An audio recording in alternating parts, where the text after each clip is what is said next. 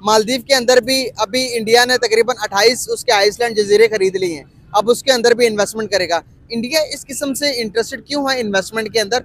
हर एक कंट्री के अंदर अपनी इन्वेस्टमेंट कर रहा है, कर्जा दे रहा है और अपने पाँव बड़े मजबूती से गाड़े हुए हैं। इंडिया एक इतना बड़ा मार्केट है और इनका एक इतना बड़ा हमसाया है, तो एक इतने अच्छे और वेल्दी हमसाये के साथ आप अगर ताल्लुकात खराब रखेंगे तो ये एक बेवकूफ़ी वाली हरकत है। एग्जैक्टली। अब इंडिया को क्या हम जवाब देंगे? बांग्लादेश का हम क्या बात करेंगे? ब्राजील, बर्मा, यमन का हम क्या बात करेंगे? हमारा अपना मुल्क पाकिस्तान हम बात नहीं कर पाते। हम आज के दौर में इस काबिल इस हद पे जा चुके हैं, जैसे वो ना कौवा चकोर की चाल चलते अपने चाल भूल गया। हम अपने चाल भूल चुके हैं। हम मुसलमान थे तो हमें कुरान नहीं आता। इंडिया इतनी बड़ी मईशत, मालदीव तो उसके आगे कुछ भी नहीं है। जब इंडिया के अगेंस्ट वहां पर नारे लग रहे थे, boycott India, get out India Maldives के अंदर से, तो इंडिया ये भी तो कह सकता था कि यार मैं इतना बड़ा, आप इतने छोटे, अब मालदीव को छोड़ना नहीं है। तो इंडिया कर भी सकता था, मालदीव को डुबो भी सकता था, उसकी इकोनॉमी भी खत्म कर सकता था, लेकिन नहीं, उसने कहा कि भाई पॉलिटिक्स यही है, अगर अपने मुल्क अपने कौम को आगे निकालना है तो पुरानी बातें भूलनी पड़ेंगी। आपको लगता है कि हमें भी सीखना चाहिए इंडिया के इस जो काम से जो कि उसने मालदीव के लिए किया? उनके प्राइम मिनिस्टर को हम बहुत ज़्यादा ये पॉलिसीज़ हमारी उनसे इख्तलाफ करती हैं, लेकिन उसके प्राइम मिनिस्टर की जो पॉलिसीज़ हैं वो अपने मुल्क के हवाले से बहुत आगे हैं। वो बहुत आगे हैं, वो अपने मुल्क को बहुत आगे ले गया है, हर शोबे के लिहाज से, इक़्तिसादी शोबे के लिहाज से, मुआशी शोबे के लिहाज से वो बहुत आगे निकल गए हैं हमसे। आज से अगर 5-6 महीने पहले जाएंगे तो मालदीव का जो प्राइम मिनिस्टर है मोइज़ू ने इंडिया के अगेंस्ट बहुत ज्यादा हेट स्पीच की थी, बाइकआउट इंडिया का था, गेट आउट इंडिया का था मालदीव के अंदर से। लेकिन आज वही मोइज़ू है जो कि इंडिया के फॉरेन मिनिस्टर के साथ तस्वीर खिंचवाकर कहता है कि भाई इंडिया का मैं बहुत बड़ा एहसानमंद हूँ और इंडिया हमारा सबसे बड़ा दोस्त है। इंडिया को मोइज़ू ने, मालदीव ने अपने 28 आइसलैंड गिरवी दिए या गिफ्ट दिए।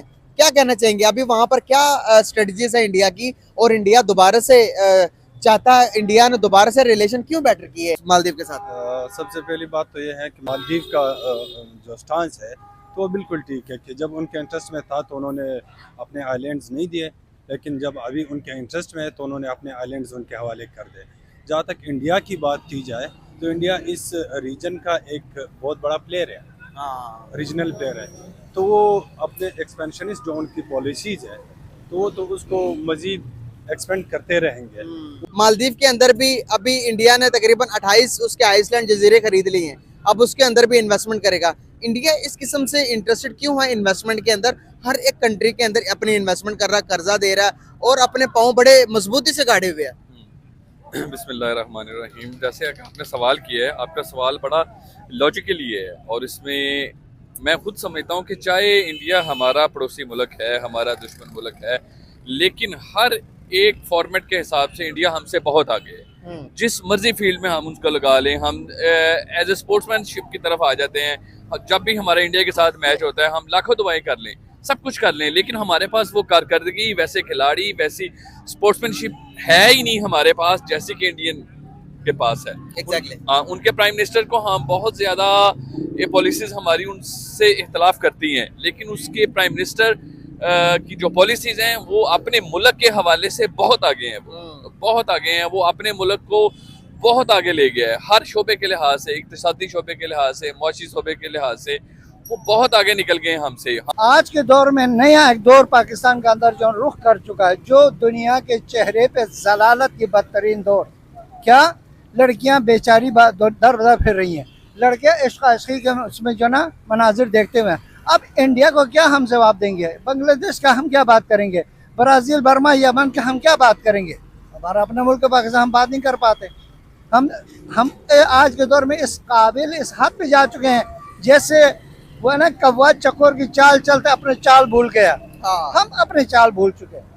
हम मुसलमान थे तो हमें कुरान नहीं आता, हम मुसलमान तो कलिमा नहीं आता है। जिससे भी पूछो वो कहते यार कलिमा पढ़ के ला ला ला ला ला ला, उसको यही पता, उसको ये नहीं पता ला इलाहा इल्लल्लाह मुहम्मदुर रसूलुल्लाह नहीं पढ़ना आता। वो कहता ला इलाहा इल्लल्लाह मुहम्मदुर रसूलुल्लाह, क्या मतलब? तहजीब नहीं मालूम। हम लाख कोशिश करें, हमारे मुल्क के अंदर जो इस टाइम हालात बने पड़े हैं ना भाईजान, वो दिन ब दिन डे बाई डे बद से बदतर होते जा रहे हैं। जो हमारे हुक्मरान हैं उन्होंने हमारे मुआशी हालात इस कदर कर दिए हैं, खराब कर दी हैं कि एक आम आदमी, एक तबके का आदमी जो बिल्कुल नॉर्मल तबके का आदमी है ना, जैसे मैं हूँ, हमें अपनी रात को अपनी रोटी से गर्ज होनी चाहिए कि यार हम अपने बच्चों के लिए क्या लेके जा रहे हैं। हम उस दौड़ में लगे हुए हैं जबकि हमें दूसरी तरफ निकलने दिया ही नहीं जा रहा। हमारे ऊपर ये एक ऐसा माफिया मुसल्लत हो चुका हुआ है जिससे हम लाख छुटकारा हासिल करना चाहें। ये वही लोग हैं जो बार बार पलट के आ रहे हैं, कोई नया बंदा नहीं आ रहा। जबकि इंडियंस है हमारी तरफ से, हम उनको लाख बुरा चाहें, लेकिन उनकी हर इक्तिसादी जो है, ऐसे आप कह रहे हैं कि वो जजीरे खरीद रहा है और हर मुल्क में वो अपनी इन्वेस्टमेंट कर रहा है। वहाँ के लोग देखें, इंडियन का एक सूबा हमारे पूरे पाकिस्तान से बड़ा है। बिल्कुल, महाराष्ट्र से पूरा। हाँ जी, वो पूरे पाकिस्तान से बड़ा है, उसका एक सूबा है। और वो लोग इतने खुशहाल हैं, 1 अरब के करीब आबादी होने के बावजूद वो लोग हमसे इतना खुशहाल हैं कि हम 24 करोड़ आवाम जो है वो इतने खुशहाल नहीं है। वो 1 अरब जो है वो लोग हमसे ज्यादा खुशहाल हैं। 1.5 अरब की आबादी है। 1.5 अरब की आबादी है। हमने रिलेशन खराब किए हुए इंडिया के साथ, और यहाँ पर हमारे लोगों के अंदर हेट इकोनॉमी भी पाई जाती है। उनके माइंड के अंदर सिर्फ ये चीजें हैं कि भाई इंडिया के साथ रिलेशन बेहतर नहीं होने चाहिए, या दूसरी दुनिया के साथ अगर फॉर एग्जांपल अगर हमारे रिलेशन किसी भी आपके अमेरिका के साथ बेहतर है या आपके चाइना के साथ बेहतर है, आपको नहीं लगता कि सबसे बेहतर रिलेशन अगर हमारे इंडिया के साथ हो जाते हैं तो इससे बेनिफिट होगा हमें या फिर नुकसान है? ये जो हीट वाला ना एस्पेक्ट है हाँ कि जी। जो हमारे कौम के अंदर पाया हाँ जाता है, ये हमारे एक अपने जो मखसूस छोटे से जहनियत है उसकी अक्कासी करते हैं। हाँ, अगर हमने लॉन्ग टर्म में आगे जाना है, अगर हमने डेवलप्ड नेशंस के सफ में खड़ा होना है, अगर हमने एज अ नेशन और एज अ स्टेट हमने तरक्की करनी है, करनी है, तो हमें इन चीज़ों से बाहर आना पड़ेगा। बाहर आना पड़ेगा। ये इन चीज़ों से हम आगे नहीं जा सकते।